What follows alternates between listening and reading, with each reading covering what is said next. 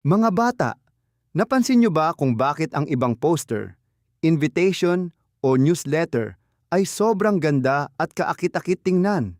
Samantalang ang iba naman, parang ang gulo at hindi nakakatuwa basahin. Sa video na ito, matututunan natin kung paano gumawa ng magandang layout at disenyo ng dokumento gamit ang desktop publishing.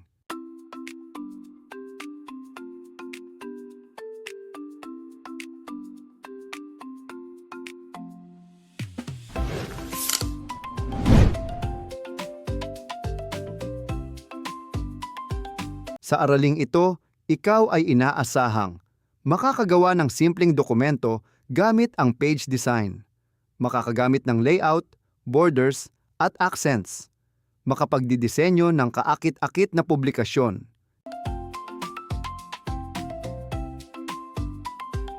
Bago tayo magpatuloy, balikan muna natin. Anong tawag sa mga ito?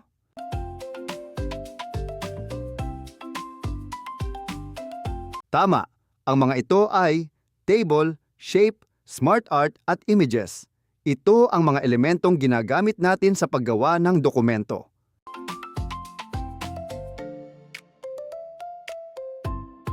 Ang mga ito ay tinatawag na publication. Ginagawa ito gamit ang desktop publishing software tulad ng Microsoft Publisher.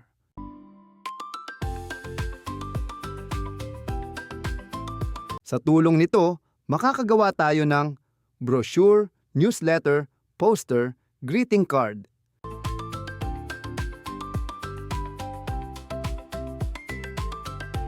Kilalanin natin ang ilang mahahalagang salita. Layout, ayos ng mga nilalaman sa pahina. Borders, mga palamuti o guhit sa gilid. Font, itsura ng letra. Margins, pagitan ng teksto at gilid ng papel. Design, kabuuang itsura ng iyong gawa.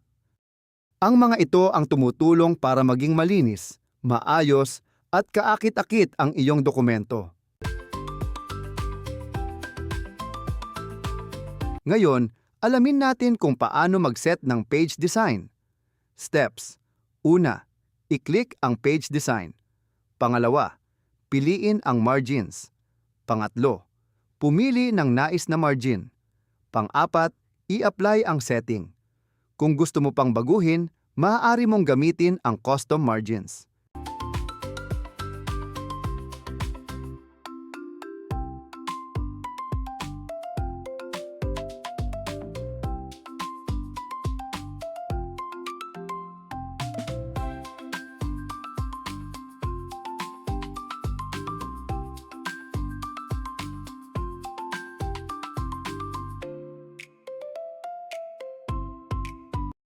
Para naman maging mas maganda ang iyong dokumento, gamitin natin ang borders and accents. Steps. Una, i-click ang Insert tab. Pangalawa, piliin ang borders and accents. Pangatlo, pumili ng design. Pang-apat, i-adjust ang size at ayos. Ito ang nagbibigay ng style at visual appeal sa iyong gawa.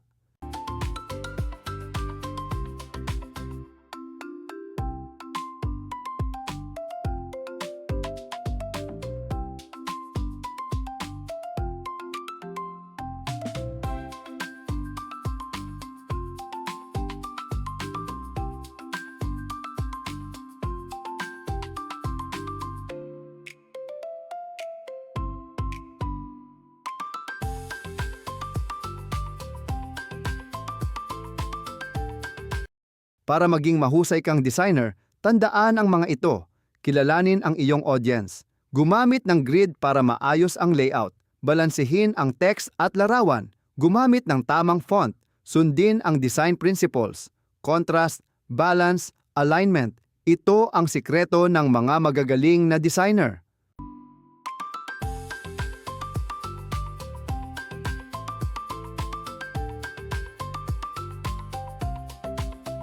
Subukan natin.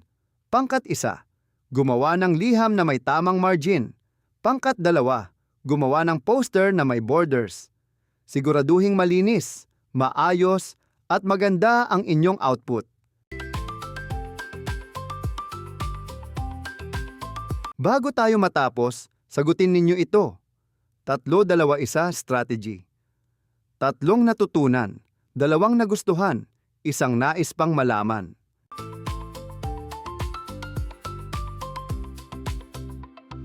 Sa tingin mo, paano makakatulong ang araling ito sa iyong buhay bilang isang mag-aaral?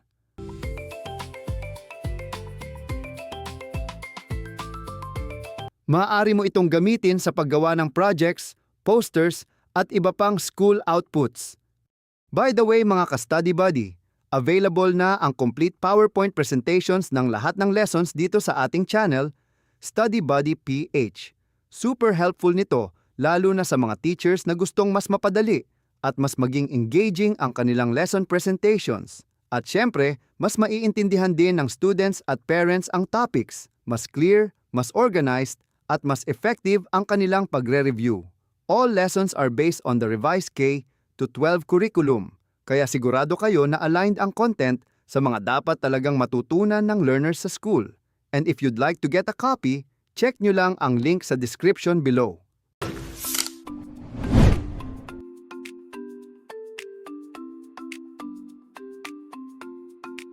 At upang mas lalo pa nating mapalalim ang ating pagkatuto, gawin natin ang mga sumusunod na gawain.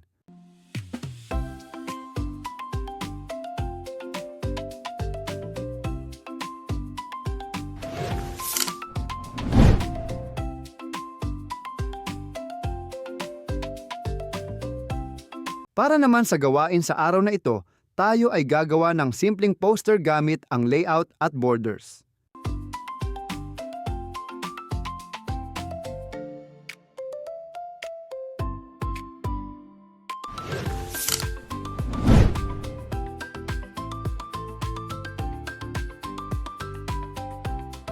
Ngayon naman tayo ay magsusuri kung maayos o hindi ang isang disenyo at makapagbigay ng mungkahi.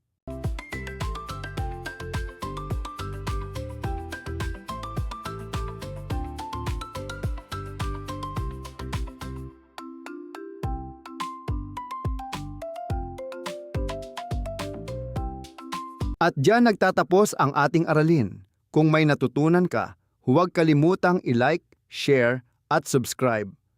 Hanggang sa susunod nating aralin.